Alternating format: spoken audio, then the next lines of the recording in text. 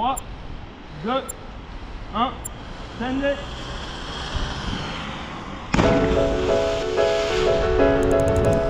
Je crois que ça fait 15 ans maintenant que je saute comme ça. De base, moi je viens du parcours, bon, tout ce qui est genre sauter sur les toits. Et là, je fais plus de saut de falaise, donc de cliff jumping. Et je dirais que ouais, ça fait 15 ans, ouais, 15 ans d'expérience. Comment on en arrive à faire du parcours et ensuite du cliff jumping? Bah, en fait, moi j'ai pas trop choisi quoi. Genre, dès que j'étais petit à l'école, je faisais ça. Les maîtresses elles disaient à ma mère quand elle venait me chercher que j'étais ingérable, je grimpais partout. Quand on était au collège, j'allais chercher les ballons de foot sur le toit. Je faisais des saltos, des trucs comme ça. Du coup, en fait, c'est juste j'ai continué quoi. Et je me suis dit bon bah si j'en fais mon métier, ça peut être cool quoi. On arrive à en vivre de cette pratique? On arrive à en vivre, je dirais difficilement, mais moi j'adapte un petit peu mon style de vie à mes revenus. J'arrive à en vivre parce que j'habite en van, que je dépense pas beaucoup d'argent, que je suis pas dans la surconsommation, que j'ai pas envie de sortir le soir ou des trucs comme ça. Donc en fait, ouais, c'est une vie assez simple, mais qui est très tournée vers mes projets et genre faire vivre, donner vie à mes idées en fait, je dirais. Je me considère comme riche, mais pas économiquement. C'est-à-dire que je suis riche de souvenirs, riche d'aventures, de plein de choses comme ça. Et en soi, c'est ce qui me rend heureux. Donc je sais que si je prends un taf 35 heures, machin, oui, évidemment, j'aurai un niveau de vie plus élevé, mais je serai pas heureux. Donc en fait, ça n'a pas d'intérêt. C'est quoi qui te passionne dans ta pratique? C'est l'adrénaline que les sauts te procurent? C'est la performance? C'est quoi? Alors non, c'est pas la performance, parce que moi je suis vraiment pas un des meilleurs dans le sport.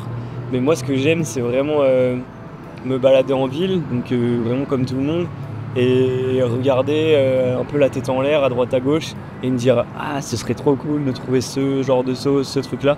C'est une certaine envie de liberté dans un espèce de cadre où on doit passer sur le trottoir, tu dois traverser au passage piéton, tout ça. Et j'avoue que j'aime trop transgresser un peu ce truc-là.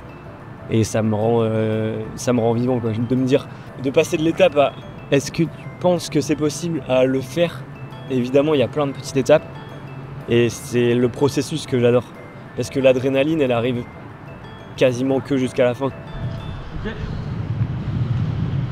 3, 2, 1, stand. C'est quoi les risques de cette pratique et comment on fait pour les minimiser?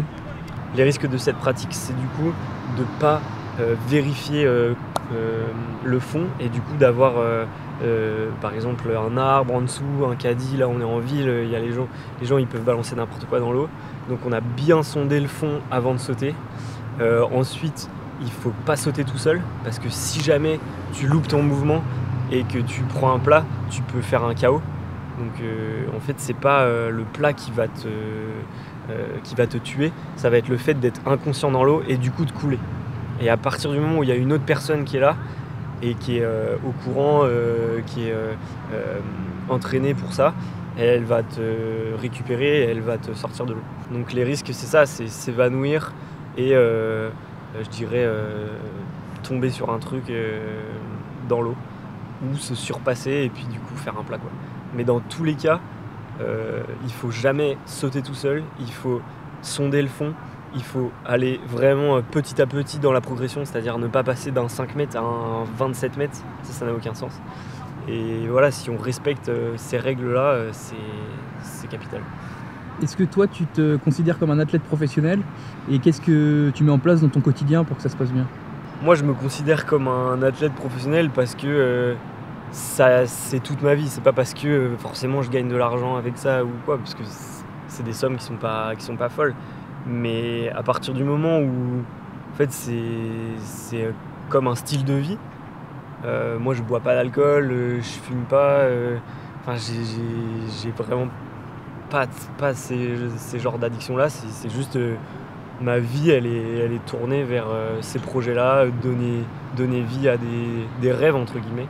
Donc ouais, en fait je suis professionnel parce que je suis professionnel dans ma discipline, c'est-à-dire que je suis investi à fond dans ma discipline. Voilà, c'est tout. Et dernière question, qu'est-ce que tu dirais aux gens qui te suivent sur les réseaux C'était un message à leur faire passer.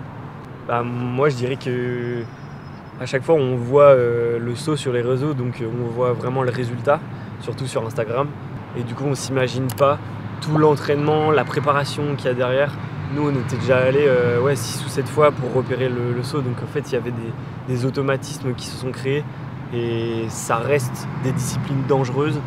Et là il y avait encore des risques, c'est juste qu'à force de préparer le saut tu minimises les risques. Et je pense que c'est très important de rappeler ça et de rappeler que c'est pas à la portée de tout le monde. Il faut vraiment s'entraîner fort et se préparer pour ce genre de cascade, on va dire, de saut.